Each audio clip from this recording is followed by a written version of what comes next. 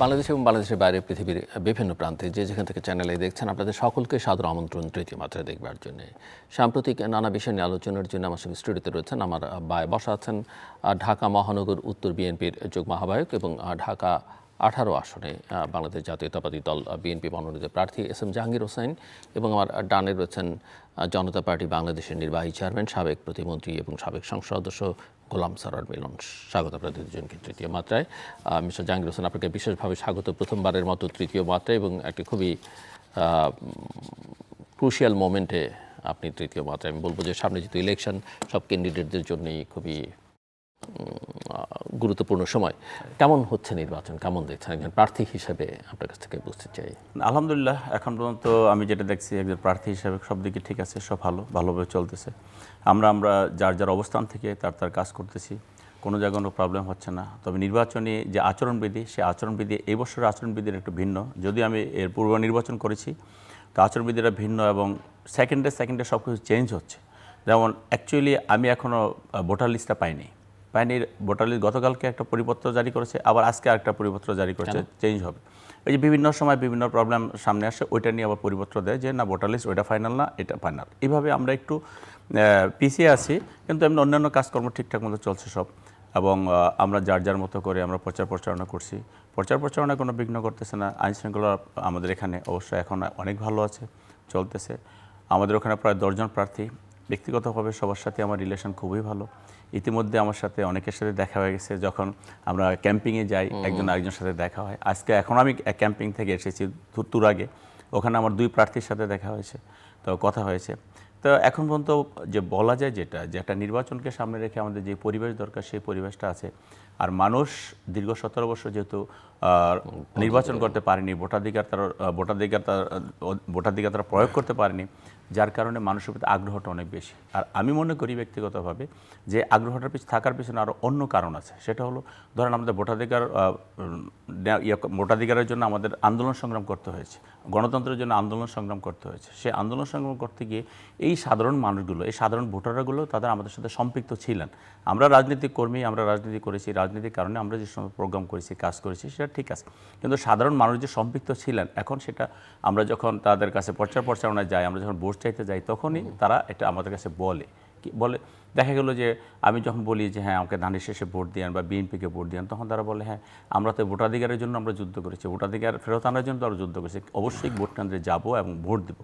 অনেকের ভিতরে একটা শঙ্কা আছে বা শঙ্কা থাকতে পারে, যেহেতু প্রতিদ্বন্দ্বিতা কম হওয়ার কথা বা হিসাবে, যেহেতু অনেক বড় বড় পার্টি যেহেতু নাই, সেই কারণে মানুষ মনে করতে পারে যে ভোটাররা ভোট কেন্দ্রে যাবে না। তো যার কারণে আমরা ওই ব্যাপারটা যখন কথা বলি, তখন তারা কিন্তু এই কথা বলে যে আমরা গণতন্ত্রের জন্য আমরা যুদ্ধ করেছি, লড়াই করেছি, আমরা জীবন দিয়েছি, ভোটাধিকারের জন্য আমরা যুদ্ধ করেছি। আর সেই যুদ্ধে যেহেতু আমরা জয়ী হয়েছি আপনাদের নেতৃত্বে, কাজে আমরা ইনশাআল্লাহ ভোট কেন্দ্রে যাবো এবং ভোট দেব। আর অ্যাকচুয়ালি যে এই পর্যন্ত যতবার নির্বাচন হয়েছে, যতবার সুষ্ঠু নির্বাচন হয়েছে, প্রতিবার কিন্তু মানুষ বিএনপিকে বেছে নিয়েছে, কারণ বিএনপির প্রতি মানুষের সে আস্থা আছে। বিএনপির যেই এলাকায় যেই প্রার্থী থাকে, সেই প্রার্থীর প্রতি মানুষের আস্থা আছে। যার কারণে আমাদের বড় দল হিসাবে আমাদের পার্টির চেয়ারম্যান জনাব তারেক রহমান সাহেব আমাদের নিয়ে বসেছিলেন। আমাদের 300 আসন নিয়ে 100 প্রার্থী নিয়ে বসেছেন। তিনি একটি স্পষ্ট বার্তা দিয়েছেন যে তোমরা যখনই ক্যাম্পিংয়ে যাবা, তোমরা নির্বাচন কমিশনের যে নিয়ম নীতি আছে সেগুলো তোমরা খেয়াল করবা, ওখানে যাতে কোনো রকম ব্যত্যয় না ঘটে সেটা খেয়াল রাখবে। আর যেহেতু মানুষ আমাদেরকে মনে করে আমরা একটা বড় রাজনৈতিক দল, বা আমরাও আশা করি যে আমরা একটা বড় রাজনৈতিক দল, কাজে সর্বোচ্চ সহনশীল অবস্থায় থেকে তোমরা প্রচারণা করবা। আমরা সেইভাবেই কাজ করতেছি এবং করে যাচ্ছি। কোনো জায়গায় যখন দেখা গেল অনেক বিরোধী পার্টি আমাদের বিরুদ্ধে অনেক উল্টাপাল্টা কথা বলে বা পক্ষ বিপক্ষে কথা বলে, আমরা কিন্তু সেটা অ্যালাউ করতেছি বা আমরা কোনো কথা বলতেছি না। আমার কথা হলো, জনগণ জানে যে কার পক্ষে কার বিপক্ষে কী কথা বলে তারা কী রেজাল্ট পাবে। তো যার কারণে আমার মনে হয় এই সংসদ কম আছে যে সেখানে ইচ্ছা করলে একটা নির্বাচনে হাঙ্গামা হবে বা নির্বাচন কর্মীদের ভিতরে সমস্যা হবে, সেটা আমরা চেষ্টা করতেছি যে অ্যাভয়েড করতেছি যতটুকু সহনশীল অবস্থায় থাকা যায়। এমনিতে আপনি প্রার্থী হিসেবে কি ধরনের চ্যালেঞ্জ দেখেন? আদৌ কোনো চ্যালেঞ্জ আছে কিনা এবং কোনো আশঙ্কা আপনার মধ্যে আছে কিনা? কোনো ব্যক্তিগতভাবে আমি আশঙ্কা কোনো মনে করি না, তবে এখন ওই যে বিভিন্নভাবে নির্বাচনকে প্রশ্নবিদ্ধ করার জন্য যে সমস্ত মানুষগুলো অতীতও ছিল এখনও আছে, এটা সারা জীবনই থাকবে। তবে আমাদের সেই মাত্রায় যারা যেই মাত্রায় তারা নির্বাচনকে প্রশ্নবিদ্ধ করতে চায়, আমরা যদি সেই মাত্রায় আমাদের নিজে থেকে সংযত করতে রাখতে পারি এবং করতে পারি, তাহলে আমার মনে হয় ওই জায়গাটা আমরা অ্যাভয়েড করতে পারবো এবং আমরা সেটা করে যাচ্ছি। এবং দেখেন, যারা জনপ্রিয়তার দিক থেকে একটু পিছিয়ে আছে, তারা কিন্তু বিভিন্ন রিউমারের উপরে বিশ্বাস করে। বিভিন্ন রিউমার, কোনো ঘটনাই ঘটলো না, বললো যে আমাদের সাথে এই ঘটনা ঘটছে। ওই জায়গাগুলো খুব দুঃখজনক। আমি সবসময় একটা কথা বলি যে আমরা সহাবস্থান করে রাজনীতি করতে চাই। যদি আমরা এখন সহাবস্থানে না থাকতে পারি, তাহলে আমরা 5ই আগস্ট পরিবর্তিত কেন হলো? এই পরিবর্তিত জায়গা থেকে আমাদের পরিবর্তিত জায়গাটাকে সম্মান রেখে আমার একসঙ্গে থাকতে হবে। কারণ এই সমাজকে পরিবর্তন করতে হলে আপনার আমার দুজনের সহযোগিতা দরকার। আমি একা পারবো না, আপনি একা পারবেন না। সো দ্যাট আমাদের সেইভাবে কাজ করা উচিত। এমনি আপনার প্রচারণার মূল বিষয় কি, মানে কি পয়েন্টস কি আপনি যে প্রচারণা চালাচ্ছেন, এবং পাল্টা প্রচারণাটা কি? আমাদের প্রচারণাটা মূল হলো যে আমি দীর্ঘ 30 বছর আমি আমার এলাকার কথা বলি, ঢাকা 18 সনের কথা বলি। দীর্ঘ 30 বছরই 18 সনে আমি বসবাস করি বা আমি সেখানে রাজনীতি করি। আপনি জানেন আমি 88 সন থেকে রাজনীতি করি, কিন্তু 30 বছর সেখানে রাজনীতি করি। তো রাজনীতি করার ক্ষেত্রে যখনই কোনো দুর্যোগ এসেছে, যখন কোনো প্রাকৃতিক দুর্যোগ এসেছে, আমাদের পার্টি চেয়ারম্যান জনাব তারেক রহমান আমাকে দিয়ে সেখানে সবগুলো কাজ করিয়েছেন। এবং আমার কিন্তু একটা টার্গেট ছিল যে আমি এই এলাকা থেকে লোকাল নির্বাচন করব। অর্থাৎ যে রাজনীতির দুইটা পার্ট, একটা হলো যে আমি নির্বাচন কেন্দ্রিক একটা রাজনীতি করব, আরেকটা হলো আমি নর্মাল রাজনীতি করব। তো আমি তো নির্বাচন কেন্দ্রিক রাজনীতিটা করেছি, যার কারণে সবসময় আমি জনগণের পাশে ছিলাম, জনগণের পাশে থেকে রাজনীতি করার চেষ্টা করেছি। যদিও আমি এই গত 17 বছরে আমি 2.5 বছর জেল খেটেছি, আমার 329টা মামলা, আমার 2টা মামলা সাজা আছে, একটা 7 বছর, একটা 2.5 বছর। তারপরেও যখনই সময় পেয়েছি, যখনই সুযোগ পেয়েছি, বাসায় থাকতে পারিনি, পালিয়েছিলাম, কিন্তু জনগণের পাশে থাকার চেষ্টা করেছি।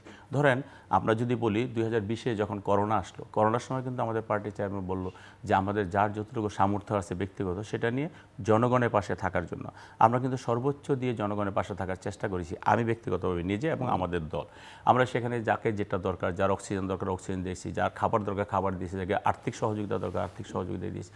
আপনি দেখেছেন যেখানে বাবা মারা গেলে সন্তান তার লাশ দেখতে যায় না, সন্তান মারা গেলে বাবা তার লাশ দাফন করতে যায় না, সেখানে কিন্তু আমরা এই কার্যক্রমগুলো করেছি। কাজেই আমি বলতে চাই যে প্রতিটি মুহূর্তে আমি ব্যক্তিগতভাবে জনগণের পাশে থাকার চেষ্টা করেছি এবং আমাদের রুট লেভেলে আমাদের কর্মী বাহিনী অনেক সচেতন এবং ওখানে আমাদের সাংগঠনিক অবস্থা খুবই শক্ত। তো যার কারণে এই কাজগুলো আমার করতে ইজি হয়েছে। আমি না পারলেও আমার নেতাকর্মীরা করেছে। তা ওইটা হলো আমার মূল ভিত্তি। যে এবং সাধারণ মানুষ, আমি অনেস্টলি বলি, আপনি খবর নিয়ে দেখেন যে আজকে এখন আপনি খবর নেন যে এমন কোনো বাড়িতে নাই যে আমার যাওয়া আসা নাই, এমন কোনো ঘরে নাই যেখানে আমাদের বিএনপির কর্মী নাই এবং সমর্থক নাই। স্বাভাবিক কারণে ওই জায়গাটাকে অ্যাড্রেস করে আমি কাজগুলো করতেছি। অতীতে এখানে আমরা আরেকটা প্লাস পয়েন্ট, যে যখন 91 সনে দেশনেত্রী বেগম খালেদা জিয়া সেখানে এমপি ছিলেন, এমপি থাকা অবস্থায় উনি তাও সেটা রাখেননি। পরবর্তী যে এমপি বানিয়েছেন বা এমপি হয়েছেন, তিনি কিন্তু প্রচুর ডেভেলপমেন্ট ওয়ার্ক করেছেন। এই যে আমাদের 91 থেকে 96, 2001 থেকে 2006 যে ডেভেলপমেন্ট ওয়ার্কগুলো আমরা করেছি, এই 17 বছর সেই ফল লাগেনি, তারা কিছুই করেনি। এখন যার কারণে মানুষ স্বাভাবিক কারণে বিএনপির প্রতি দুর্বলতা মানুষের আছে, বিএনপির প্রতি মানুষের সেই সফট কর্নারটা আছে। এবং আমি মনে করি জনগণের জন্য যদি আপনি কখনো কিছু করেন, সেটা জনগণ মনে রাখে, জনগণ সেটা ভুলে যায় না। তার প্রতিদান আমি এখন পাচ্ছি এবং ইনশাল্লাহ পাবো। এটা গোলাম সারোয়ার একজন প্রার্থীর বক্তব্য আমরা শুনছিলাম, এবং সামগ্রিকভাবে ইলেকশন পরিস্থিতিতে মূলত তার কনস্টিটিউয়েন্সিতে তাদের ক্যাম্পেইন, পাল্টা ক্যাম্পেইন কী ধরনের, সেগুলো সব নিয়ে আমি আপনার কাছ থেকে বুঝতে চাই যে 12 তারিখ পর্যন্ত যে রোড, সেই রোডটাকে আপনি কি দেখেন, কেমন দেখেন? ধন্যবাদ আপনাকে এবং আজকে আমার সহালোচক আমার অনুজ জাহাঙ্গীর সাহেবকে। আমি কিন্তু আজকে এসেছি, যখন আপনি ডাকলেন যে আমার সাথে কে, আমি কিন্তু নিজে আন্তরিকতার সাথে এসেছি একজন প্রার্থীকে উৎসাহ দেওয়ার জন্য। আর বিশেষ করে আমার অনুজ হিসাবে, যেমন ছাত্রদলের আমি প্রতিষ্ঠাকালীন সময় ছিলাম, ও ছাত্রদল করেছে, সেটাও একটা কারণ আছে। আপনি যে প্রশ্ন করেছেন, আমি আজকে কিছু পরামর্শ তাকে দিব, যেটা পাবলিকও জানা দরকার। প্রথম কথা হচ্ছে যে এই নির্বাচনটা আমরা, যদিও আপনার এখানে বলেছি যে ফেব্রুয়ারির মধ্যে নির্বাচনটা হয়ে যাওয়া দরকার, এবং বিএনপি যদিও ডিসেম্বরের মধ্যে নির্বাচনটা চেয়েছিল, আজকে তারেক রহমান সাহেব কিংবা বিএনপির হাইকমান্ড সেদিন হয়তো এই ডক্টর ইউনূসকে তাকে স্পেস দেওয়ার প্রশ্নে হোক কিংবা একটা কম্প্রোমাইজ একটা জায়গায় এসে তাকে ফেব্রুয়ারিতে যে নির্বাচনটা হতে যাচ্ছে, আমি মনে করি যে 12 তারিখে যে নির্বাচন আর মাত্র বোধহয় কয়েকদিন 12-13 দিন আছে। মানে ধরেন 2 দিন যদি বাদ দেওয়া যায় 8-10 দিন। তো আমি শুভকামনা করতে চাই একটি নির্বাচন অর্থবহ, গুণগত, অংশগ্রহণমূলক হোক, কিন্তু সেটা আমি দেখতে পাচ্ছি না। এই কারণে, যেটা তার কথা থেকে কিছুটা এসেছে, যদিও তার এলাকায় সেই চ্যালেঞ্জটা সেরকম নাই বলে আমি মনে করি। এই কারণে, কারণ বিএনপি সে জায়গায় আগে এমপি ছিল, বিএনপি একটা প্রতিষ্ঠিত বড় স্টেক হোল্ডার, এবং বিএনপি যে রাজনীতিটা দিয়েছে সেটা জনগণ নিশ্চয়ই এই মুহূর্তে তার কাছে বিকল্প আছে বলে আমি মনে করি না। চ্যালেঞ্জটা হলো, আসন তার সিট তো একটা, 300 সিট ইলেকশন হবে। 100 সিট যদি প্রশ্নবিদ্ধ হয়, গ্রহণযোগ্য না হয়, এই পুরা নির্বাচনটাকে কিন্তু একটা প্রশ্নবিদ্ধের মধ্যে চলে আসবে। যে কারণে আপনার এখানে আমি বলেছি যে বর্তমান ডক্টর ইউনূস সাহেব যে কথা নিয়ে তিনি উৎসব মুখর পরিবেশে নির্বাচনের কথা বলেছিলেন, আমি সেটা দেখি না, নাম্বার 1। নাম্বার 2, যে আমি আপনার এখানে বলেছিলাম ইলেকশনটা হওয়া উচিত ইনক্লুসিভ নির্বাচন, ইলেকশনটা হওয়া উচিত একটা রাজনীতির গুণগত পরিবর্তনের লক্ষ্যে। কিন্তু যে সে সুন্দর কথা বলেছে যে একজন প্রার্থী হিসাবে ভোটার লিস্ট এখনও পায় নাই, কিংবা আপডেটেড না, অল্প সময়। তো এই জিনিসটা এত সময় পেল সরকার কিংবা নির্বাচন কমিশন, আমি বলবো, এই টাইট অবস্থায় রেখে যে নির্বাচনটা করা হচ্ছে, এইটা এক্সেপশন কেস তার এটা হইতে পারে। অনেক ক্ষেত্রে এটা কিন্তু জনগণ দ্বিধায় আছে, শঙ্কায় আছে যে নির্বাচনটা হওয়ার দিন পর্যন্ত মানে যথাযথভাবে হয় কি না। একজন আমাকে বলল কি, আমি নামটা নাই বললাম, আমার সাথে আলাপচারিতায় বললো যে নির্বাচন হবে তো। তাই আমি বলি নির্বাচন ছাড়া তো বিকল্প নাই, নির্বাচন হয়ে যাওয়া উচিত। যদিও আমি মনে করি যে একই দিনে গণভোট এবং সংসদ নির্বাচন, এইটা একটা মানে সবচেয়ে বেশি বিপত্তিতে পড়বে প্রার্থী হিসাবে সে কিংবা তার এলাকার কিংবা পুরো বাংলাদেশের জনগণই। যে যতজন ভোটার অংশগ্রহণমূলক করতে হলে আপনি 3 মিনিট করে যদি ভোট ধরেন, তাহলে সে এই ভোটারটা, প্রথম কথা হলো অংশগ্রহণমূলক যেহেতু না, অর্থাৎ আওয়ামী লীগ সহ জাতীয় পার্টির একটা একাংশ সহ কিংবা 14 দল সহ যাদেরকে ইলেকশন থেকে বাইরে রাখা হলো, এরা প্রায় 40%।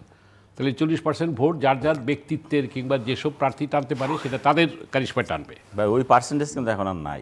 না, আমি পার্সেন্টেজ না থাকলেও আমি 40% কিন্তু আওয়ামী লীগকে বলি না, আমি বলতেছি আওয়ামী লীগ সহ অন্য যারা আছে। even if it is 10%, যদি হয়, even if it is 10% 20% হয় আর 15% হয়, তাহলে সেটা তো একটা ইয়ের জায়গায় আসবে। আমি কিন্তু ওই জায়গাটা অ্যাড্রেস করতে চাচ্ছি না। আমি বলতে চাচ্ছি, ধরেন এই কম ভোটার যাওয়াতে আমি যে প্রশ্নটা উঠাচ্ছিলাম যে একজন ভোটার ভোট টার্ন আউট এবং 2টা ভোট, সময় 3 মিনিটের কম লাগবে না, বেশি লাগবে, 3+। তো এই যে গেলে তখন যদি সবাই ভোটটা না দিতে পারে, এটা নিয়ে একটা হইচই হইতে পারে। সময় যদিও 1 ঘন্টা বাড়াইছে, 8টার জায়গায় 7টা থেকে এর মধ্যে কিন্তু 7:30 থেকে 4:30। এর মধ্যে কিন্তু প্রেস সেক্রেটারি বলেছেন যে ভোট গুনতে এবার সময় লাগবে, অনেক গুনতে সময় লাগবে। তো ভোট গুনতে সময় লাগলে তো ভোট দিতেও তো সময় লাগে। তো এই 1 ঘন্টায় এই 2টা ভোট দিয়ে কতজন করবে, এটা এই জায়গায় একটা প্রশ্ন। 2 নম্বর হচ্ছে যে দেখেন, আমি যে জিনিসটা আগেই ফোর্সি করি, আমি প্রথমেই বলছি যে আমি আপনার এখানে কয়েকবারই বলছি যে বিএনপির একজন শুভাকাঙ্ক্ষী ব্যক্তি হিসাবে কিংবা আমাদের দলীয় অবস্থান থেকে আমরা জাতীয়তাবাদী শক্তি হিসাবে আমরা চাই দেশটা একটা ন্যাশনালিস্টদের ফোর্সদের হাতে থাকুক, দেশটা আগামীতে জাতীয়তাবাদী শক্তির তত্ত্বাবধানে দেশটা পরিচালিত হোক, যাতে করে আগামীতে একটা জাতীয় ঐক্যের ভিত রচনা করে আগামী দিনের পথ চলা, ৭১-এর মুক্তিযুদ্ধ এবং ২৪-এর আকাঙ্ক্ষার সমন্বয়ে তারা এগিয়ে যাবে।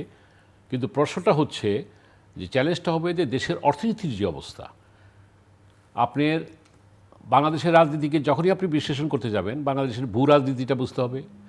তারপর ধরেন আপনি যখনই বুঝতে যাবেন তখনই আপনার এই অর্থনীতিটা বুঝতে হবে, বিভিন্ন জিনিস বুঝতে হবে। এই জিনিসটা যেহেতু একটা কঠিন একটা আন্তর্জাতিক একটা মিশ্র পোলারাইজেশনের মধ্যে আছি, অর্থনীতির অবস্থা বলেই আমি শেষ করে দিতে চাই। মানুষ কিন্তু দেখেন কর্মসংস্থান নাই, বিনিয়োগ নাই। এই সরকারের কাছে মানুষ যেটা প্রত্যাশা করেছিল যে বিনিয়োগ হবে, কর্মসংস্থান হবে, খুব ঘটা করে বিনিয়োগ সম্মেলন করলো, কোনো বিনিয়োগ আসে নাই। জি, তাই সুতরাং এই যে দোসর ট্যাগ দিয়ে আমাদের স্থানীয় ব্যবসায়ীদেরকে, এটা সে তার এলাকায় হয়েছে কিনা জানি না, সে ভালো বলতে পারা উচিত, তাদেরকে থেকে মানে তাদেরকে ব্যবসায়ের সুযোগ হাত গুটিয়ে নিচ্ছে ব্যবসা থেকে। শুধু তাই না, আপনি ধরেন এই মামলা বাণিজ্য, এই মামলা বাণিজ্য থেকে আরম্ভ করে বিভিন্ন কারণে বিনিয়োগ না থাকার কারণে এবং এই যে শঙ্কার কারণে আজকে কিন্তু দেশের অর্থনীতির যে অবস্থা, এর পরবর্তীতে যে সরকারটা আসবে এটা তার জন্য বেশ চ্যালেঞ্জিং হবে। আমরা প্রত্যাশা করি জি। সেই চ্যালেঞ্জটা মোকাবেলা করে দেশে একটা স্থিতিশীল অবস্থা ফিরিয়ে আনবে। পরিশেষে বলবো যে চ্যালেঞ্জটা আপনি বলেছিলেন, সেই চ্যালেঞ্জটা প্রথম কথা হলো যে ভোটটা যাতে, মানে আমরা চাই যে একটা 100% ভালো ভোট হচ্ছে, একটা ভোট যেভাবে মোটামুটি ভালো ভোট হোক এবং ভালো ভোট হোক এবং সেই ভোটের মাধ্যমে একটা দেশ, এই উনি বর্তমান যিনি আছেন সম্মানের সাথে বলি নোবেল লরিয়েট, উনি এই সরকার, উনি একটা মানে ভোটার টার্নআউট অন্তত বেশ কিছু আসন যেন খুব ঝুঁকিপূর্ণ না হয়ে ওঠে, এগুলো ওনার কনসার্ন ব্যক্ত করছেন। আওয়ামী লীগের ভোটাররা কি করবে আপনি ভালো বলতে পারবেন যে আপনার সঙ্গে প্রার্থী হিসেবে তাদের সঙ্গে কোনো সংযোগ আপনারা স্থাপন করতে পারছেন কিনা। একটা বড় প্রশ্ন ওনার কথার সূত্র ধরে আমি করি যে গণভোট এবং সংসদ নির্বাচন একই দিকে, ভোটাররা আসলে কি ভাবছে, কি প্রশ্ন তারা করে বা আপনারা তাদেরকে কি বলছেন? ভোটারদের কাছে অবশ্যই একটা প্রশ্ন থেকে যায় যে আমরা যা ভোট দিতে যাব, আমরা তো অ্যাকচুয়ালি আমরা যখন প্রার্থী হিসেবে ভোট দিতে যাই আমরা আমার মার্কার কথাটা আগে বলি। হ্যাঁ, আমি যে বলি কথা বলি, আমি যে আমার দানের শেষকে ভোট দেন। পাশাপাশি আমি একজন কনসাস পিপুল হিসাবে আমি বলি যে ভাই আপনারা আমাদের যে আরেকটা ভোট আছে সেটাতে আপনি আমাদেরকে সাংবিধানিকভাবে যে আমাদের ভোটটা করা দরকার, সেটা আমরা ব্যক্তিগতভাবে বিএনপি হা ভোটের পক্ষে। আমি কিন্তু দুইটা ভোটই চাচ্ছি, আমি দানের শীষের পক্ষে ভোট চাচ্ছি। আগে দানের শীষের কথাটা বলছি, পরবর্তী হা ভোটের কথা বলছি। অনেকেই এটা বলে যে হ্যাঁ আমরা হা ভোট, আবার অনেকে যাবে না ভোট বলে। আমি কে না ভোট বললো, কে না বললো, হা ভোট বললো, সেটা আমাদের ব্যাপার না। কিন্তু আমি বিএনপির প্রার্থী হিসাবে, দানের শীষের প্রার্থী হিসেবে আমি কোনটা বলতেছি সেটা আপনারা দেখেন। তো স্বাভাবিক কারণেই আমাদেরকে যারা ভোট দিবে, বিএনপিকে যারা ভোট দিবে, আশা করি তারা আমাদের কথা অনুযায়ী, যেহেতু বিএনপিকে তারা বিজয়ী করতে চায়, তারা অবশ্যই হা ভোটকে বিজয়ী দেবে। কিন্তু মানুষ কি বোঝে আবার কি, মানে হা কি, হা দিলে কি, না দিলে কি, এটা কি বোঝে? অ্যাকচুয়ালি মানুষ যে ওইভাবে বোঝে এটা ঠিক না, ওইভাবে বোঝে না, এটা সত্যি যে বোঝার জায়গাটা খুবই কম। সেখানে হয়তো যারা একটু শিক্ষিত মানুষ বা যারা একটু রাজনীতি নিয়ে একটু কনসার্ন, তারা হয়তো বোঝে, বাট এছাড়া অন্য মানুষ বোঝে না। এবং আমাদের দেশে যে মহিলা ভোট তো 50%, তো 50% মহিলা ভোট যদি হয়, তো সেখানে মহিলাদের, আমাদের শিক্ষার হার কত মহিলাদের ভিতরে, ওই জায়গাটা আমাদের একটা ম্যাটার করে। আর শিক্ষার হলো যেহেতু যারা পলিটিক্যালি কনসাসনেস যাদের একটু কম, সে শিক্ষিত হলো, সে ওই জিনিসটা বোঝার চেষ্টা করবে না। তবে আমার ধারণা এই যে দীর্ঘ একটা আন্দোলন সংগ্রাম করে আমরা যে অর্জনটা করেছি, সেই অর্জনের জন্য যে হানা ভোটটা চলে এসেছে, ওই জায়গাটা কিছু মানুষ বোঝার চেষ্টা করতেছে। এবং আশা করি যে তারা না বুঝলেও যারা শিক্ষিত তারা বোঝার চেষ্টা করে, সে তার ওটার পক্ষে থাকবে। যদি কেউ মনে করে যে আমরা হা ভোটের পক্ষে থাকবো, হা ভোটের পক্ষে থাকবো, কেউ না ভোটের পর না ভোটের পক্ষে থাকবো, কিন্তু তারা এটা বোঝার চেষ্টা করতেছে। একদম ঘোরের ভিতরে নাই যে না ওটা বোঝার দরকার নাই, হা বলছে হা দিব, না বলছে না দিব, ওই ঘোরের ভিতরে কিন্তু পাবলিক নাই। এমনি ভোটারদের একজন প্রার্থী হিসেবে আপনারা যখন যাচ্ছেন, ভোটারদের কনসার্ন কি, মানুষ কি চায় আসলে আপনাদের কাছে? মানুষ অ্যাকচুয়ালি, আমি একজন প্রার্থী হিসেবে, একটা তো আপনি বলেছেন যে সে ভোট দিতে পারে নাই, হ্যাঁ ভোট দিতে চায়, আপনারা সংগ্রাম করেছেন, নেতৃত্ব দিয়েছেন, বড় পার্টি, এক ধরনের রাস্তা আপনাদের উপর আছে, কিন্তু সাধারণভাবে ভোটারদের আকাঙ্ক্ষা কি? তারা ভোটারদের মানে কি তারা কি ওই ট্র্যাডিশনালি আগে যেভাবে দেখি একজনকে ভোট দিয়ে দিত, মার্কা দেখে ভোট দিয়ে দিত, না এখন তারা আসলে রিয়েল সেন্সে কিছু পরিবর্তন চায়? তাদের ভোটের জায়গাটায় মানুষ কিন্তু খুব স্পষ্ট কথা বলে কি, যারা সবাই বলে না, যারা ধরেন একদম বিএনপির প্রতি বায়াসড, তারা বিএনপির পক্ষে বলে, তাদের সাথে কোনো কথা বলতে হয় না। কিছু মধ্যমপন্থী লোক আছে যারা একটা কথা বলে যে আমরা এই যে বিগত দিনে আন্দোলন সংগ্রাম করলাম, এতগুলো মানুষের জীবন দিল, আমরা যদি আবার এই ভোটের পরে যদি আমরা সেই একই পরিস্থিতি দেখি, তাহলে আমাদের ভোট দিয়ে লাভটা কি? কিছু লোক প্রশ্ন করে না যে তা না। তা আমার স্পষ্ট বক্তব্য হলো যে আমি তাদেরকে বলি, আমি সময় নিয়ে তাদের সাথে কথা বলি যে দেখেন, আমরা এই যে আজকে যারা ভোটে আছি, যারা ভোট করতেছি, আমরা তো আন্দোলন সংগ্রাম করেছি একসঙ্গে, হাতে হাত রেখে, কাঁধে কাঁধে, রাজপথে একসঙ্গে থেকে আমরা কাজ করেছি। তো আমরা তো জানি যে আমরা কেন যুদ্ধটা করেছি, কেন এই কাজগুলো করেছি। এখন 5ই আগস্টের পরে আমরা হয়তো একটা নির্বাচনের কারণে আমরা বিভিন্ন প্ল্যাটফর্ম থেকে আমরা আমাদের কাজগুলো করে যাচ্ছি রাজনীতির কারণে। তো সেই ক্ষেত্রে আপনাদের যে চিন্তা চেতনা, এই চিন্তা চেতনাকে যদি আমরা ধারণ না করি তাহলে আমরা পরবর্তীতে ভোট করেই লাভটা কি? অবশ্যই আমরা যেহেতু একটা ফেসিবাদের পতন ঘটিয়েছি, একসঙ্গে জীবন দিয়েছি, যুদ্ধ করেছি, তো সেই ক্ষেত্রে আমরা আবার যখন একটা নতুন সরকার গঠন হবে আপনাদের ভোটের মাধ্যমে, তখন কিন্তু আমাদের সেই কথাগুলো মনে থাকবে। এবং জনগণ যদি ঐক্যবদ্ধ হয়, ফেসিবাদরা কিন্তু সেটা দেখিয়ে গেছে, রাষ্ট্রের সমস্ত মেকানিজম ফেসিবাদের পকেটে ছিল, ফেসিবাদের বেনিটি ব্যাগে ছিল, তা কিন্তু তারা টিকতে পারেনি। মূল শক্তিটা হলো আমাদের জনগণ। কাজে সেই জনগণ যদি ঐক্যবদ্ধ হয় তাহলে কোনো ফেসিবাদী শক্তি টিকে থাকতে পারে না। সেটা কিন্তু মাত্র হাসিনা থেকে সেটা আমরা বুঝতে পারছি। কাজে এখন যারা সরকার গঠন করবে বা আপনারা যাদেরকে ভোট দিয়ে সরকারে আনবেন, তারা চেষ্টা করলেও কিন্তু সেরকম ফেসিবাদে আচরণ করতে পারবে না। কারণ 17 বছর হয়তো সেখানে লেগেছে, কিন্তু এখন যে মানুষ কনসেনসাস নিয়ে এবং জাস্ট ইমিডিয়েট পাস একটা ফেসিবাদকে পতন ঘটিয়েছে, আজকে যদি দেশে সেরকম কিছু হয় 2-3 মাসের মধ্যে সেখানে আবার একটা আন্দোলন শুরু হবে। কাজেই একটা দেশ কি সবসময় শুধু আন্দোলনই ফেস করবে তা না। একটা দেশের মানুষ এখন যারা আছে তারা সবাই ঐক্যবদ্ধ। হ্যাঁ, কিছু মানুষ আছে যারা এই ফেসিবাদ বিরোধী আন্দোলনে যারা নেগেটিভ ভূমিকা রেখেছে এবং যারা অন্যায় করেছে, অত্যাচার করেছে, আমাদের নেতাকর্মীদেরকে হত্যা করেছে, সাধারণ মানুষকে হত্যা করেছে, তাদের ব্যাপারে রাষ্ট্র কী চায়, এই জিনিসটা কিন্তু একটা প্রশ্ন চলে আসে যে রাষ্ট্র বা সরকার তাদের প্রপার সেই বিচারটা করতেছে কিনা। আমরাও সেই জায়গাটা বলতেছি যে হ্যাঁ, এখন যে অন্তর্বর্তীকালীন সরকার আছে তারা চেষ্টা করতেছে যে সেই ফেসিবাদের বড় বড় মানুষগুলা বিচার করার জন্য, এবং যারা মামলা খেয়েছে তাদের বিচার কিন্তু শুরু হয়েছে। এবং তারপরেও তো কিছু নেতাকর্মী আছে যারা সমাজে অনেক অন্যায় করেছে, অপরাধ করেছে, সবাই কিন্তু সে মামলার আওতায় আসেনি। আর আমরা রাজনীতিক কর্মীরা যদি তাদেরকে আমাদের দলে না বিরাই, সেটা আমাদের অন্যান্য যে ক্রিয়াশীল দলগুলো আছে আমাদের দলে না নিই, তাহলে কিন্তু তারা আর পার পাবে না। পরবর্তীতে তাদের বিরুদ্ধে আবারও মামলা করে একটা নতুন সরকার আসলে ওই মামলাগুলো, ধরেন একটা মামলায় দেখা গেলো 300, 400, 500 কর্মী আছে মামলায় দেওয়া আছে, তো সেখানে যদি আমি অপরাধী হই, যখন চার্জশিট হবে বা তখন তদন্ত হবে, তখন যদি সেই অপরাধীগুলো যদি সেখানে ঢুকে যায়, তাহলে কিন্তু সমাজ থেকে আমরা অনেক অন্যায় অত্যাচার থেকে আমরা রক্ষা পাবো। পাশাপাশি ওই অন্যায়কারী লোকটা যদি আবার আমার দলে ঢোকে বা আপনার দলে ঢোকে বা মিলন ভাইয়ের দলে ঢোকে, তখন তো তারা আবার একই কাজ করবে। হয়তো আমাকে দিয়ে না পারলে আমার অন্য কর্মীদের করাইতে পারবে। আমরা এই জিনিসগুলো কথাগুলো বলতেছি। কাজে আমার মনে হয় যে 5ই আগস্ট থেকে আমরা রাজনৈতিক কর্মীরা যে শিক্ষা নিয়েছি, রাজনৈতিক নেতারা যে শিক্ষা নিয়েছি, সেই শিক্ষাটা আগামী 10-20 বছর মানুষকে আপনাদের দলীয় ইশতেহার দেখতে চায়, জানতে চায়, বুঝতে চায়, আগ্রহ আছে মানুষের দলীয় ইশতেহার সম্বন্ধে ওরকম কোনো আগ্রহ নাই। কারণ মানুষ গতানুগতিক একটা বোঝে যে হ্যাঁ, আমরা যারা রাজনীতি করি আমরা তো গিয়ে বলি আমরা ওই করবো, সেই করবো, উন্নয়ন করবো, এটা তো আমরা বলি, এটা সত্যি কথা। পাশাপাশি সবাই একই কথা বলে, কিন্তু কারা কাজটা করে মানুষ এটা বুঝে নিতে চায় কাজটা। হ্যাঁ, বা হয়তো সামনাসামনি বলে না, আমার একটা কথা যদি পছন্দ না হয় একজন ভোটার, সে হয়তো আমাকে নাও বলতে পারে, বাট সেটা তো মনে রাখবে।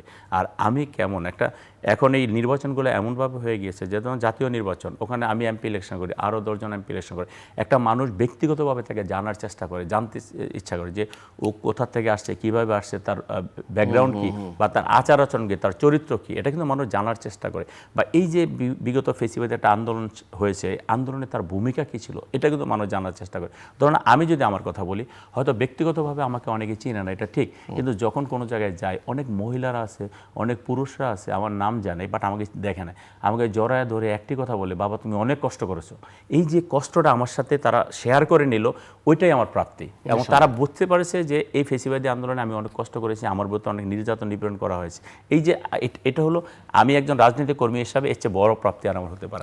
আমি মনে করি ওই জায়গাটায় বুঝতে পেরেছে তারা এবং বুঝবে, এবং ব্যক্তি চরিত্রকে দেখে, পার্টি তো দেখতেছে, পাশাপাশি ব্যক্তি চরিত্র দেখে তারা ভোট দিবে। না দেখেন, নির্বাচন তো 12 তারিখ। আমি তো মনে করি যে আগেই বলছি যে তার জায়গায় ভালো নির্বাচন হোক, শুভকামনা করি, এবং তার মতো আরও অনেক জায়গায় ভালো নির্বাচন হবে এটা।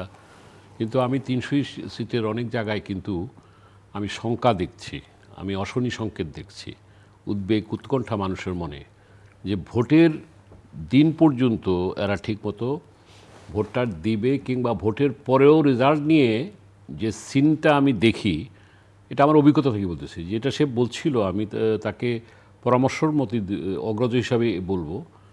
আমি 2008 ইলেকশন করি নাই, 2014 করি নাই, 2020-24 তো করি নাই, এবারও করি নাই।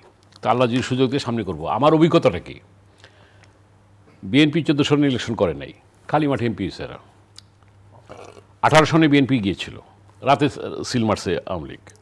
29 তারিখে ভোট হয়ে গেছে। হ্যাঁ, রাতে, তারপর আগের রাতে 18 সেই নির্বাচন আমরা দেখেছি। আপনি তো 18-তে করেছেন। 18 তারিখে মনোনয়ন দিয়েছিল, বাট পরে চেঞ্জ করছে আমাকে এর জন্য, জোটের কারণে। এবং ওখানে স্বপন 24-এর নির্বাচনে আমি আর ডামির মধ্যে হয়েছে, আমি একদম, আপনি ভোট সেন্টারে গেছেন কিনা, আমি কিন্তু প্রতিবার ভোট ইলেকশন না করলে আমি ভোট দিতে যাই।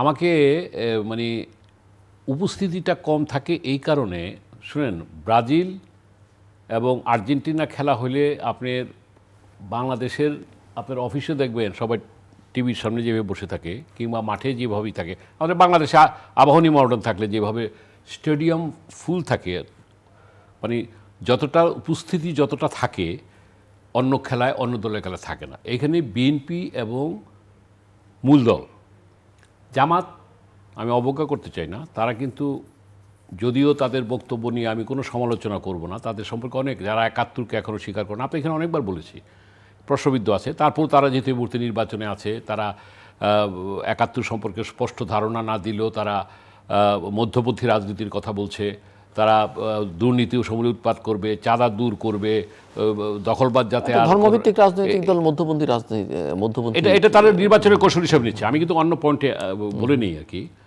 আমি যেটা দেখেছি নির্বাচনে, আমার অভিজ্ঞতা, এটা রেকর্ড থাকবে, এবং আপনার সাথে ইলেকশনের পর আপনার সাথে সুযোগ হয়, আমি সেদিন এই রেফারেন্সটা টানবো, কিন্তু টার্ন আউটটা কম হয়। যেখানে প্রতিদ্বন্দ্বী বিএনপির সাথে জামাতের যেখানে প্রতিদ্বন্দ্বী হবে, সেখানে টার্ন আউট ভালো হবে। আমি তো মনে করি যে তার জায়গায় হয়তো দেখা যাবে যে সে ঠিকই পাশ করছে, আমি তো অন্তর থেকে শুভকামনা করি। টার্ন আউট কতটুকু হবে আমি জানি না, সেই ভালো বলতে পারবে। কিন্তু যেখানে নেক টু নেক ফাইট হবে, সেখানে আপনি পার্সেন্টেজটা বেশি পাবেন। আওয়ামী লীগের ক্ষেত্রে যেটা দেখেছি, 14 তো বাদ দিলাম, 18, 24 আমি ডামি যা দেখছি, তাতে কিন্তু ওই তারার মধ্যেই যতটুকু পার্সেন্টেজটা হয়েছে, যে জায়গায় প্রতিদ্বন্দ্বিতা হয়েছে, এই জায়গায় যেখানে জামাতের সাথে বিএনপির প্রতিদ্বন্দ্বিতা হবে, সেখানের উপস্থিতিটা বেশি হবে। এটা ছিল আমার মূল পয়েন্ট। তাতে করে যে কথাটা আমার জাহাঙ্গীর সাহেব বুঝতে পারে নাই, যে আমি 40% যেটা বলতে চাইতেছি, যে এরা সংখ্যায় এখন ভোট যে 40% পাবে, আমি কিন্তু সেটা বলি। আমি বলছি যে সমর্থক গোষ্ঠী তো এরা অনেকে যাবে না। ব্যক্তিগত পর্যায়ে আওয়ামী লীগের কেউ যদি তার প্রতি দুর্বল থাকে, তার এলাকার কথা বলতেছি, ওটা আমি বলছি পার্সেন্টেজ কমছে, ওদেরও কমছে, সেটা তারা আসবে। সেই পার্সেন্টেজ কমে যদি 20% লোকের মধ্যে, আমার পরামর্শ যেটা বললাম, সেই যারা আসবে না তাদেরকে যদি একটু উইনোভার করে ভালো ব্যবহার দিয়ে, আরেকটা পরামর্শ যেটা সবাইকে, মানে এটা জামাতকেও বলবো, বিএনপিকেও বলবো, যে নির্বাচনটা হয়ে যাক। এই কারণে আমি ব্যক্তিগতভাবে এই এই এই ইউনূস সরকার, উনি উৎসবমুখর নির্বাচন দিতে সক্ষম নয়। এই সরকার গুণগত পরিবর্তন, অর্থবহ নির্বাচন দিতে সক্ষম নয়। দ্যাট ইন কণ্ঠে বলতেছে, আমি বলে আসছি আপনার এখানে বিগত 4টা এপিসোডে আপনি আমাকে সুযোগ দিয়েছেন। তারপরও আমি বলবো যে ইলেকশনের পরে এই ইলেকশন নিয়ে অনেক কথা উঠবে, আমি কথা এখন নাই বললাম, অনেক কথা উঠবে, এবং সেই চ্যালেঞ্জ যে সরকার করবে, গঠিত হবে, তাকে সে তার বুদ্ধিমত্তা, প্রজ্ঞা দিয়ে সে সেটাকে ফেস করবে। কিন্তু আমি চাচ্ছি যে, ওই যে একদিন বলেছিলাম যে কোনো নির্বাচন না হওয়ার চেয়ে এটা যেন তেন নির্বাচন হবে। এইবার নির্বাচনটা আমি মনে করি এটা ইঞ্জিনিয়ার্ড একটা, এটাকে যেন তেন আমি শব্দটা এই মুহূর্তে বলতে চাই না, এটা একটা, এই জায়গায় এমনও হইতে পারে, জামাত তো কী করবে, এনসিপির ফেলে দিয়ে দেখেন যে তারেক সাহেবের সাথে করে, ঠিক আছে ভাই আমি এই জায়গায় আসি, আমাকে ডিস্টার্ব করেন না, আপনারা এই জায়গায় আসেন, ঠিক আছে আপনারা সংখ্যাগরিষ্ঠ পাইতেছেন, এরকম কিছু হইতে পারে। আবার এটাও হইতে পারে এক পর্যায়ে গিয়ে বললো যে আমরা নির্বাচন বর্জন করলাম। আমি কিন্তু জামাতের যারা দর্শক কিংবা সমর্থক আছে, আমাকে ভুল বুঝবেন না, আজকে না আপনি সবাইকে এত ঠিক বোঝানোর চেষ্টা করছেন কেন? না, আমি বোঝানোর চেষ্টা করছি, যেটা আপনি বলেন ঠিক আছে, আমি সম্মান, কারণ আমার কথা অনেকে আহত হইতে পারে, এই কথাটা বলছি এই কারণে যে যার যার কৌশল তার কাছে।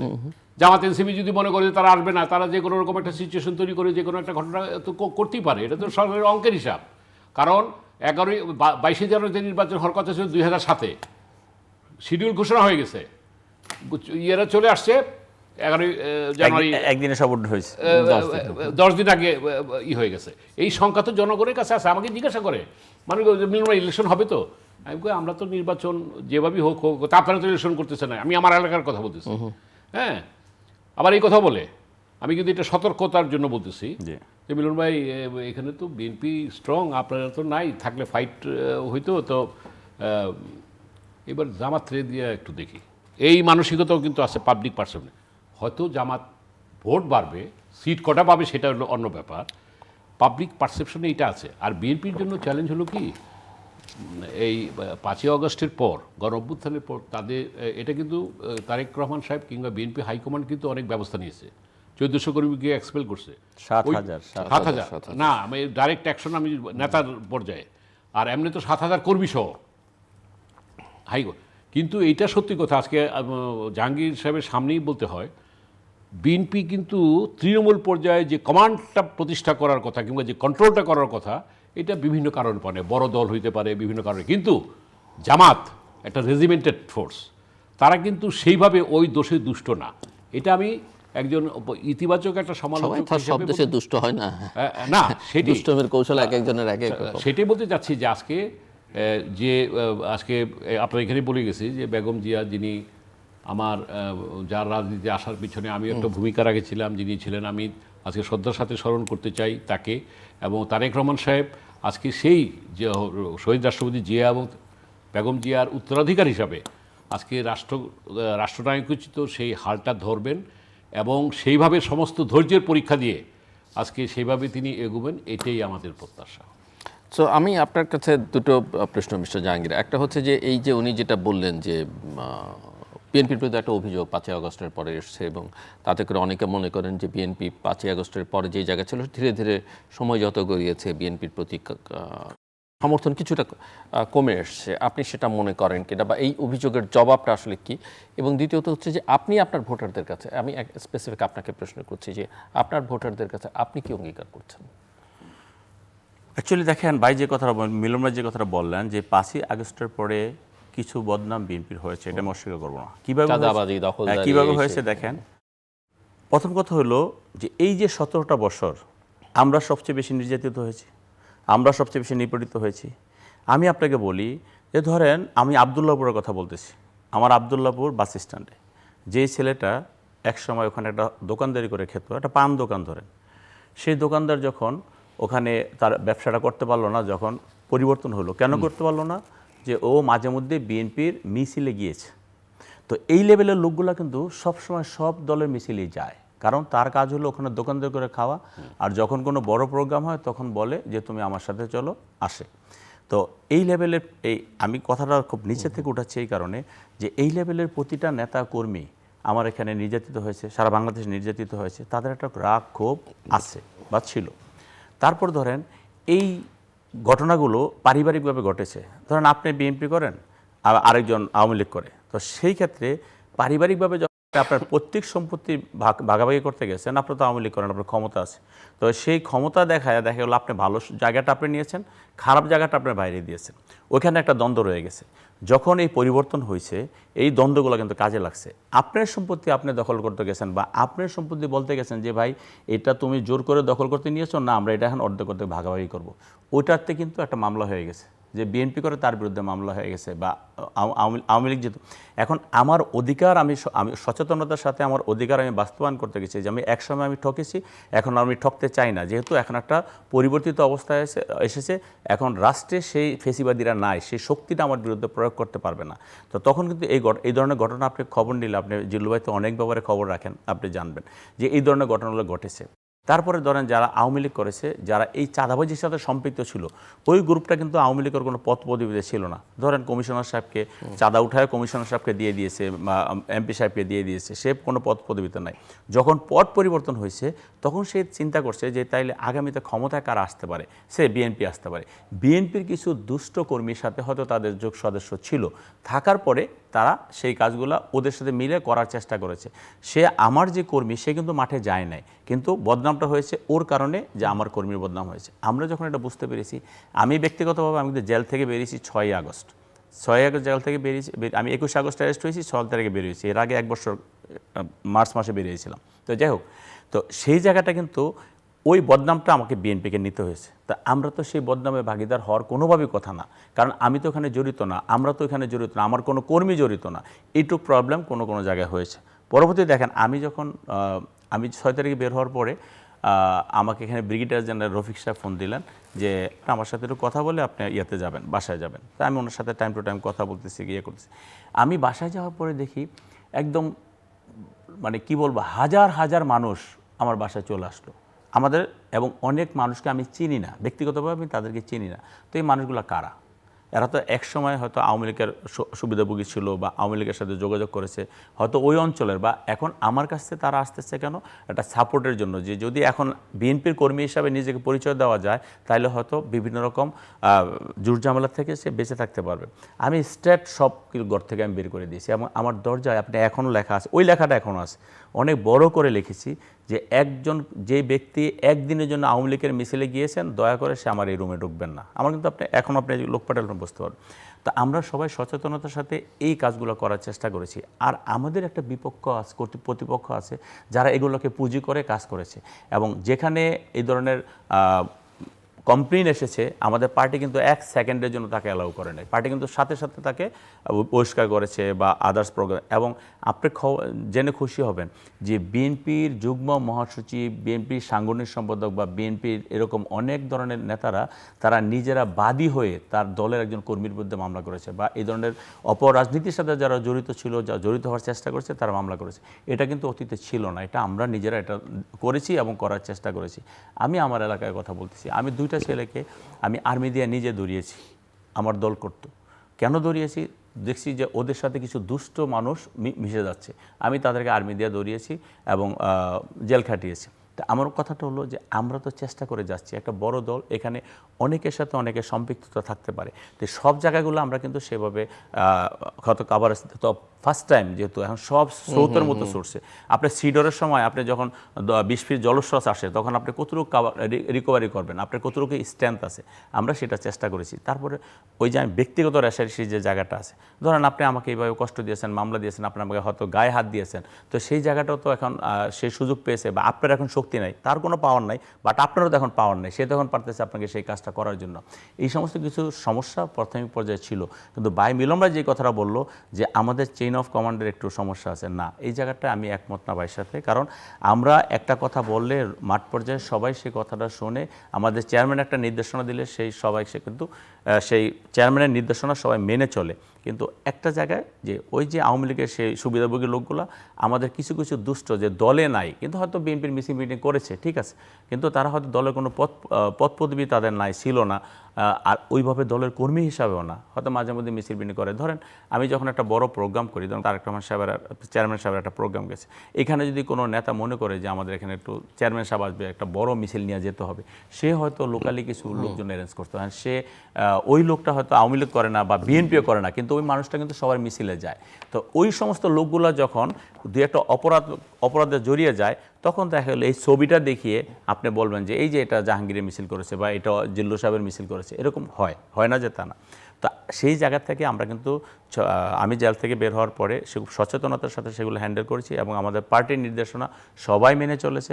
এবং যারা যারা কোনো কারণে জড়িত ছিল বা জড়িত হওয়ার চেষ্টা করেছে বা যাদের বিরুদ্ধে কমপ্লেন এসেছে, কমপ্লেন আসার সাথে সাথে আমরা কিন্তু কোনো শোকসও করি নাই, আমরা কিন্তু সাথে সাথে তাদেরকে বহিষ্কার করেছি। পরবর্তীতে হ্যাঁ, যখন আমরা এটা তদন্ত করে দেখেছি যে না, এই ঘটনার সাথে সে জড়িত না, তখন আমরা তাকে আবার হয়তো বহিষ্কারাদেশ উড্ড করেছি।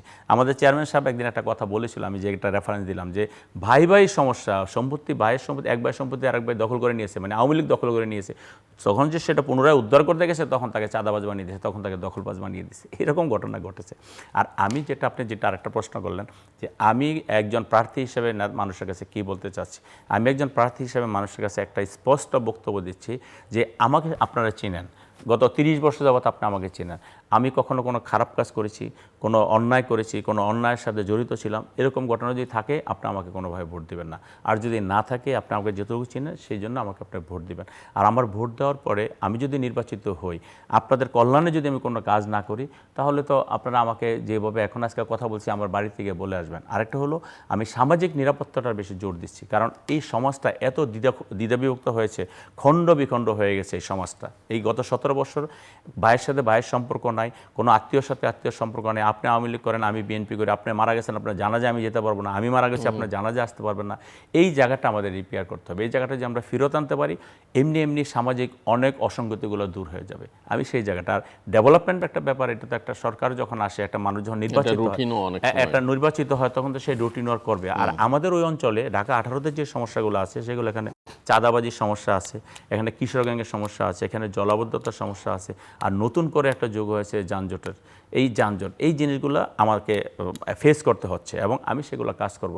আরেকটা ব্যাপার হলো যে আমাদের ওখানে কিছু সেবামূলক প্রতিষ্ঠানগুলো থেকে মানুষ সেবা পাচ্ছে না। ধরেন সিটি কর্পোরেশন, আমাদের এখানে কিন্তু 14টা ওয়ার্ড, আগে সিটি কর্পোরেশন একটা, ভোটারও তো অনেক, হ্যাঁ ভোটারও অনেক, আমাদের আপনার 6,13,000 ভোট।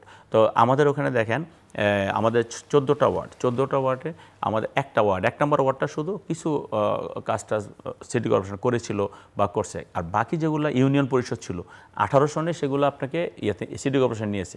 নেওয়ার পরে তাদের কোনো সেবামূলক প্রতিষ্ঠানগুলোর কোনো সেবা তারা কিন্তু পাচ্ছে না। তারা সিটি কর্পোরেশনের ট্যাক্স দিচ্ছে, সমস্ত ট্যাক্স তারা পরিশোধ করার চেষ্টা করতেছে, কিন্তু তারা কোনো সেবা পাচ্ছে না। আমি যখন যাই তখন তারা একটা কথাই বলে যে আমরা সিটি কর্পোরেশন এসেছি, আমরা সিটি কর্পোরেশন ট্যাক্স দিচ্ছি, আমরা হোল্ডিং ট্যাক্স দিচ্ছি, সমস্ত ট্যাক্স দিচ্ছি, বাট আমরা সেবাটা পাচ্ছি না। ওই সেবাটা নিশ্চিত হওয়ার জন্য তারা আমাকে বারবার খুব প্রেশার দিচ্ছে যে আমরা যাতে সেই সেবাটা পাই। পাশাপাশি গ্যাসের কথাটা এখন দেখেন, গ্যাসের বিল দিচ্ছে, অথচ গ্যাস যখন রান্না করতে যায় গ্যাস পাচ্ছে না, পানি পাচ্ছে না, এরকম সমস্যাগুলো আছে। মানুষ আমাকে সবচেয়ে বেশি অ্যাড্রেস করে ওই জায়গাটা, যে জাহাঙ্গীর ভাই আপনি যদি নির্বাচিত হন, ইনশাআল্লাহ আমরা যদি নির্বাচিত, আমাদের এই জায়গাগুলো দেখবেন। তো স্বাভাবিক কারণে একজন জনপ্রতিনিধি হিসাবে এগুলো তো আমার রুটিন ওয়ার্ক থাকবে। হ্যাঁ, ওইটার মালিক আমি না, কিন্তু আমরা যদি প্রতিটা সংস্থার সাথে সমন্বয় করতে পারি এবং সমন্বয় করে যদি আমরা সেই সেবাটা নিতে পারি মানুষ যেভাবে চায়, হয়তো 100% না নিতে পারলে আমরা 60%, 80% নিতে পারি, তা মানুষের কল্যাণকর কিছু কাজ হবে। আর আমার স্পষ্ট বক্তব্য, আমি নিজে কোনো অপরাধের সাথে জড়িত অতীত ছিলাম না, এখনও নাই, কোনোদিনও হব না। আমার কোনো দলের নেতাকর্মী কোনো অন্যায়ের সাথে জড়িত হব না। আর আমরা যদি দলের কর্মী হিসাবে কোনো অপরাধের সাথে জড়িত না হই, নিশ্চয়ই আমি অন্য কেউ অপরাধ এলাও করবো না। এটাই বাস্তবতা এবং আমরা সেটা সকলে মিলে সেটা আমরা প্রতিহত করতে পারবো। গোলাম সরোয়ার মিলন, আমি জাহাঙ্গীরকে আমি সাধুবাদ জানাতে চাই একটি বক্তব্যের জন্য, যে আমাদের একটি অন্তর্ভুক্তিমূলক সমাজ দরকার। সমাজটা বিভক্ত হয়েছে, অমুক মসজিদ আওয়ামী লীগের, এটা একটা কারণ, এটা খুব ভালো লাগছে। সামাজিক যে আজকে যে বিভাজন, দেখেন আমি এই কথাটা বললাম কেন, আমাদের রাজনৈতিক সাংস্কৃতিক কিংবা দৃষ্টিভঙ্গির পরিবর্তন যদি না করতে পারি, সেই আওয়ামী লীগের 5ই আগস্টের পর যদি সে আগের মতোই থাকে, তাহলে এই যে জুলাই অভ্যুত্থান বলি কিংবা যে গুণগত পরিবর্তনের জন্য আমরা একটা নতুন বাংলাদেশ দেখতে চেয়েছিলাম, তাহলে এটা কোথায় হলো? এটা একটা ভালো দৃষ্টিভঙ্গি, এটাই আমরা প্রত্যাশা করি। আরেকটি কথা বলি, যে ওই যে কথা বললো যে চেইন অফ কমান্ড নাই, এটা বলতে আমি একটা জাস্ট উদাহরণ দিতে চাই, রেকর্ডেও রাখতে চাই, যে আমি একজন গার্মেন্টস কর্মী। আমি তার আগে আমারটা বলার আগে বলি যে আজকে দেখেন যত মামলা বাণিজ্য হয়েছে, সে গার্মেন্টস এলাকার লোক, আমাদের বিজেপি ওইখানে অবস্থিত অনেক গার্মেন্টস মালিক, হয়তো সে আওয়ামী লীগ করেছে, কিন্তু সে আওয়ামী লীগ করেছে আবার ব্যবসাও ভালো করছে, তাকে মামলা দিয়ে ব্ল্যাকমেল করে তাকে করা হয়েছে। সেখানে বিএনপির বড় বড় নেতারাও বলছে যে ওনাকে টাচ করে না, উনি তো নাম কস্তে ছিল। এই যে ধরেন লাস্টে বসুন্ধরার শালম বলেন কিংবা XYZ বলেন, সব তো বলছে যে আপনার মৃত্যুর পরও আপনার লগে আছি। ব্যবসায়ীরা যে সরকার আছে সেই সরকারের সাথে থাকতে চায়। তো সুতরাং এই যে তাদেরকে মামলা বাণিজ্য করে যে জিনিসটা করা হয়েছে, এইটা অনেক সময় চেইন অফ কমান্ডটা কাজে লাগে নাই, চেষ্টা করেছে। আচ্ছা, এখন আমার এটা বলি, আমি এখানে কিন্তু কোনো বিতর্ক করতে চাচ্ছি না। আমার গার্মেন্টস আছে আপনার সাভারে আমার এক ডাইরেক্টরের একটা জায়গা আছে, সেই জায়গাটা দখল করে নিয়েছে সমর্থক গোষ্ঠী বলি, যাই বলি। আজকে যিনি ইলেকশন করছে সে খুব ভালো, বাবু সাহেব, সালাউদ্দিন বাবু, সে বলেও কাজ হয়নি, ওপেনলি বললাম। যাই হোক, এটা বলছি এই কারণে যে চেইন অফ কমান্ডটা অনেক ক্ষেত্রে এইভাবে কাজ করে নাই। এবং এটাও ঠিক যে যখনই যেটা হাইকমান্ডের কাছে যে যখন জিনিসটা পড়ছে, তখনই সাথে সাথে অ্যাকশন নেওয়া হয়েছে। আমি এটা জাস্ট এটা এখানে জমি দখলের ব্যাপারটা আমি যেটুকু এখন জানি, বর্তমান যুগে আমি জায়গা জমি সম্বন্ধে আমার ধারণা খুবই কম, পেপার সম্বন্ধে, কিন্তু আমি যেটা গভর্নমেন্টের একটা বক্তব্য দেখি যে জমি হলো এমন একটা জায়গা যার কাগজ যার জমি তার, মানে কাগজে যদি কোনো প্রবলেম না থাকে তাহলে জমিতে প্রবলেম থাকে, কিভাবে দখল করবে? যাই হোক, আমি শেষ করি যে এখানে যেহেতু যথাযথভাবে কাগজ থাকার পরও যেহেতু ওই জায়গাটা ক্যাটেকার ছিল একজন আওয়ামী লীগের একজন কর্মী কিংবা নেতা, আমি বলি দেই, ওই তাকে সরায়া, যদিও সেই জায়গাটা আলটিমেটলি রাখতে পারবে না। এটা জাস্ট আমি উদাহরণ হিসেবে বললাম, এটা তো আর ইস্যু না। আমার মূল কথাটা হচ্ছে কিছু তো হয়েছে, হ্যাঁ, হয়েছে। অস্বীকার করে না, এটা তো বিএনপি করা অস্বীকার যাবে না। করে না। এটা যে কারণে আমি কথাটা বলেছি, অনেক ক্ষেত্রে না, আমি কঠোর তো বললাম দৃষ্টিভঙ্গি যে নিচ্ছে। কিছুর যে হ্যাঁ, ওটা আমরা রিকভারি করে ফেলেছি কঠোর সাথে সাথে। দৃষ্টিভঙ্গি হাইকমান্ড থেকে না হয়েছে, তারপরও আবার কিছু হয়েছে যেটা মিস্টার হোসেন বললেন, ওইটাও ঠিক, যে তার সম্পত্তি, একজনের সম্পত্তি আগে দখল করেছে, তো এখন দখল করছে। পরিবর্তিত পরিস্থিতিতে সে সুযোগ পেয়েছে, স্বাভাবিকভাবে সে তো সেটা আমারটা আমি তো করছে। দখল সে তো করছি। পালিয়ে গেছে। এটাই ওই যে যেটা বসে ঠিক এটাও আছে, হয়েছে। যে আলটিমেটলি তো জমি যা মানে কাগজ যার ঠিক আছে সেই তার থাকবে, এটা তো আর দখল করে থাকতে পারবে না। এই বাইরে একটা কথা আমি বলতে চাই, যে এই যে মামলা বাণিজ্যের কথা বলবো আমি, সরি আমি শেষ করি। শেষ করে আমার সময় নেই, হ্যাঁ, আচ্ছা, জি, 3-4 মামলা মিনিট সময় বাণিজ্যের ব্যাপারে যেটা হয়েছে যে এটা অনেক ক্ষেত্রে নিরপরাধীকে করা হয়েছে, এবং আপনি জানেন অনেক বড় বড় ব্যবসায়ী হাত গোটা দিয়েছে। দেশে তো বিনিয়োগ নাই, এ সরকারের সবচেয়ে বড় ব্যর্থতা। অন্তর্বর্তীকালীন সরকার যে স্বপ্ন দেখিয়েছিল বিনিয়োগ হবে, কর্মসংস্থান হবে, সেটা তো হয়নি। বিভিন্ন মামলা বাণিজ্যের কারণে আজকে অনেক ব্যবসায়ী তার ব্যবসা থেকে হাত গোটা নিয়েছে। এটা আমাদের অর্থনীতির জন্য তো খুব খারাপ। এটা কারা করছে, কোন দল করছে, আমি কিন্তু সেটা বলি নাই। এগুলি হয়েছে, কিন্তু এটা গভর্নমেন্ট প্রোটেকশন দিতে পারে নাই। এটা হলো রিয়েলিটি, এই বাস্তবতাকে তো অস্বীকার করা যাবে না। আমাদের কথা হলো যে আমরা আগামী একটা নির্বাচনটা হোক, নির্বাচনটা আমরা যে একটা শঙ্কার মধ্যে আছি, অশনি সংকেতের মধ্যে আছি, সেটা তো একটা যার যার দৃষ্টিভঙ্গিকে দেখছি, সেইটা যাতে না হয়, যাতে একটা একটা একটা মিনিমাম গ্রহণযোগ্য ইলেকশন, কারণ এখানে কিন্তু ইনক্লুসিভ নির্বাচন হয় নাই। আমি আপনার এখানে আগেও বলেছি, আজকেও লাস্ট কনক্লুডিং রিমার্ক যেটা বলে যেতে চাই, যে এখানে একটা রিকনসিলিয়েশনের মাধ্যমে, একটা জাতীয় ঐক্যের মাধ্যমে, একটা সকলের অংশগ্রহণের মাধ্যমে একটা উৎসবমুখর একটা ইলেকশন আগামীতে হবে, এটাই আমার প্রত্যাশা। জি, মিস্টার জাহাঙ্গীর, আপনি ধরেন আপনি যে গার্মেন্টস ব্যবসায়ীদের কথা বললেন, মামলা বাণিজ্যের কথা আমি যেটা বললেন, দেখেন মামলা বাণিজ্য যারা দুই একজন করেছে, তারা আপনি দেখেন তাদের কিন্তু সেভাবে পদপদবি, দলীয় পদপদবি নাই, কিন্তু তারা এটার সাথে যে কোনো কারণে ইনভলভ হয়ে তারা করেছে। পাশাপাশি আমি আপনাকে দেখাইতে পারবো যে আমার কাছে 25টা মামলার কাগজ আছে আমার নিজের কাছে, তার ভিতরে এই আমার দলের পদপদবি হোল্ড করে পদপদবি আছে তাদেরকে মামলা দিয়ে দিয়েছে। এই মামলাটা কারা করেছে? মামলা ধরেন একটা গরিব মানুষ মারা গেছে, সেই গরিব মানুষ মারা যাওয়ার পরে সে ঘুরতেছে, কিন্তু এই বাণিজ্য যারা করার চিন্তা করতেছে বা যারা এই সমস্তগুলো জড়িত, তারা করছে ওই বাদীটাকে খুঁজেছে, কোনো রকম বাদী বানিয়েছে তাকে। ধরেন ফেনীর একটা বাদী মারা গেছে এখানে আমাদের উত্তরাতে, কিন্তু বাদীর বাড়ি হলো ফেনী। ওই ফেনী মহিলাকে বা ওই ছেলেকে একদিন ধরে আইনা নিয়ে একটা সিগনেচার করে রেখে দিয়ে মামলা করে দিয়েছে, 400-500 আসামি। মহিলা কিছুই জানে না, দেখা গেল বাড়ি হলো ফেনী, মারা গেছে ঢাকায়, মানিকগঞ্জের 50 জন আসামি আছে, টাঙ্গাইলের এইগুলি, টাঙ্গাইল, এবং ওইটা কিন্তু আমাদের কোনো দলীয় পদপদবীর মানুষ আল্লাহ সেটা করে নাই। তবে এটা পুলিশ একটা ভালো ভূমিকা রেখেছিল, যে যাদেরকে এই ধরনের মামলা দেওয়া হয়েছে তাদেরকে এখানে তদন্ত করে সেগুলো বাদ দেওয়া হবে। অনেকগুলো করেছে, কিছু বাকি আছে। তো এখন ব্যাপার হলো যে ওই বাণিজ্যের সাথে কিন্তু বিএনপি, হ্যাঁ অনেকে বলতেন আপনাদের গার্মেন্টসে কত মানুষ আছে, আপনার সাথে অনেকের পরিচয় আছে, বলে যে আমি অনেক বড় বিএনপি, কিন্তু আসলে সে কত বড় বিএনপি সেটা আপনি নিজে জানার কথা, আপনি নিজে জানেন, আপনি নিজে বোঝেন। এই জন্য আপনাকে বললাম, আমি নাম বললাম না। তারাও কিন্তু এই ধরনের ঘটনার সাথে জড়িত, যারা এরকম নামে মাত্র বিএনপি বা হয়তো। আমাদের অন্য কথা, সে আওয়ামী লীগের সমর্থক ছিল, কিন্তু ভালো ব্যবসায়ী, তাহলে সরকারের উচিত ছিল যে এখানে রাজনীতি কারণ দরকার নাই, তাইলে দেখেন অর্থনীতির স্বার্থে তাকে প্রোটেকশন দেওয়া। তাইলে বলেন এই যে বড় বড় ব্যবসায়ী, যত বড় বড় ব্যবসায়ী সবকিছু আমাদের বিএনপি চেয়ারম্যানের সাথে দেখা করছে না ভাই? হ্যাঁ, দেখা সমস্ত ব্যবসায়ীদের ছাড়া দেশ চলবে না। এই তো এই জায়গায় ভালো কথা বলছে, এই জায়গায় শেষ করতে চাই।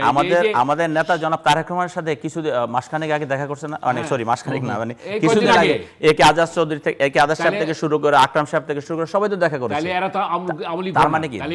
এরা তো সব ঘরনা না, তারা ডাইরেক্টলি আওয়ামী লীগ, তারা বিজেপি সভাপতি ছিল, তারা বিকেএম এর সভাপতি ছিল। আমি যে কথা বলতে চাই, ভাই আমি একটু শেষ করে দিই প্লিজ।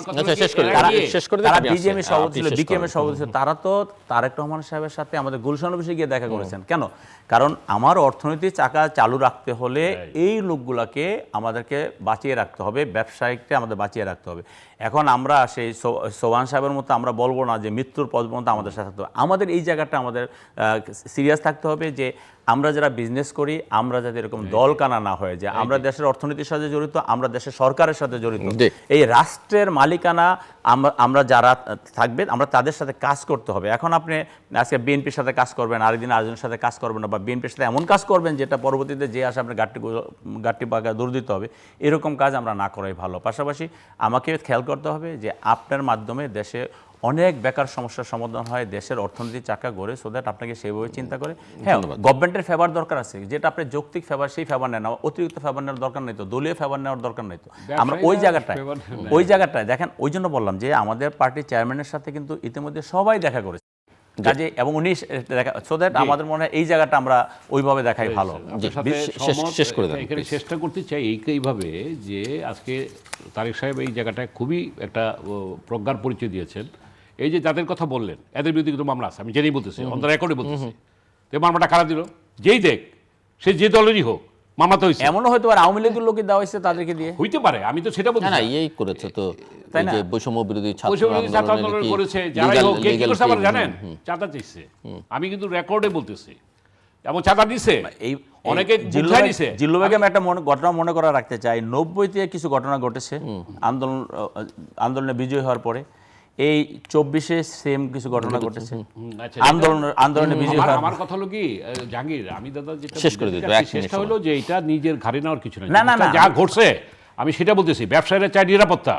আমি তারেক রহমানকে সাধুবাদ জানাতে চাই, উনি একটা আস্থার জায়গায় নিয়ে আসছেন, কারণ আমাদের অর্থনৈতিক অবস্থা খারাপ। তো আমার কনক্লুডিং রিমার্কসটা হচ্ছে, আমি আপনার সাথে শেয়ার করতে চাই যে তারেক রহমান সাহেব বলেছে যারা দেশের কল্যাণে কাজ করবে আমরা সবার সাথে কাজ করব। আজকে আমরা আমাদের সেটাই হচ্ছে যে অতীতের মতো আওয়ামী লীগ যেটা করেছে সেই সংস্কৃতি, সেই দৃষ্টিভঙ্গি, সেই রাজনীতিটা যেন আর ফিরে না আসে। রাজনীতি তো চেঞ্জ হয়ে গিয়েছে অলরেডি। আমার নেতা তারেক রহমান সাহেব যে রাজনীতিটা শুরু করেছেন, ইনশাআল্লাহ আমরা দেশের মানুষ যদি তাকে সহযোগিতা করি, আগামীতে একটা ভালো রাজনীতি দেখবো। এটা আমরা দেখতে চাই নির্বাচনের মাধ্যমে। গত 5ই আগস্ট সূর্য উদয় হয়েছে, এই সূর্যের আলোয় বাংলাদেশ আলোকিত হবেই হবে ইনশাআল্লাহ তারেক রহমানের নেতৃত্বে। অনুষ্ঠানের শেষ প্রান্তে আপনার সামাজিক যোগাযোগ মাধ্যম ফেসবুক, এক্স এবং ইউটিউবে তৃতীয় মাত্রা লাইভ স্ট্রিম হতে দেখতে পারেন। টেলিভিশনের পর্দায় দেখতে না পারলে যে কোনো সময় যে কোনো স্থান থেকে ইউটিউবে তৃতীয় মাত্রা চ্যানেলটি সাবস্ক্রাইব করে এই পর্ব বা পুরোনো পর্বগুলো আপনারা দেখতে পারেন। মিস্টার গোলাম সরওয়ার মিলন এবং মিস্টার জাহাঙ্গীর হোসেন, অসংখ্য ধন্যবাদ এই আলোচনা অংশ নেবার জন্য। দর্শক, বাংলাদেশের রাজনৈতিক সংস্কৃতিতে আসলে পরিবর্তন দরকার। আমার দুই অতিথি এই বিষয়ে একমত এবং সেটা সূচনাও হয়েছে, ওনারা বলছেন। তবে শুধু একজন নেতা বা একটি দল করলে হবে না, এটা সবাইকে সেই জায়গায় একই রকমের প্রায় সমমানের ভূমিকাটা রাখতে হবে। নিশ্চয়ই বড় যারা, তাদের গুরুত্ব এবং দায়িত্ব বেশি।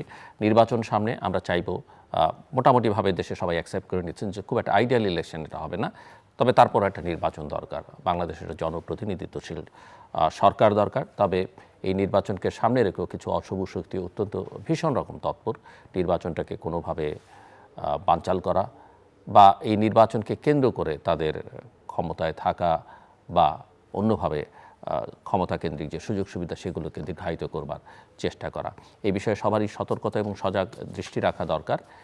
এবং বাংলাদেশের গণতান্ত্রিক প্রক্রিয়া উত্তরণটা বাংলাদেশের রাজনৈতিক, অর্থনৈতিক, সামাজিক স্থিতিশীলতার জন্য অত্যন্ত জরুরি। আমাদের সঙ্গে থাকবার জন্য অসংখ্য ধন্যবাদ। সবার জন্য শুভকামনা।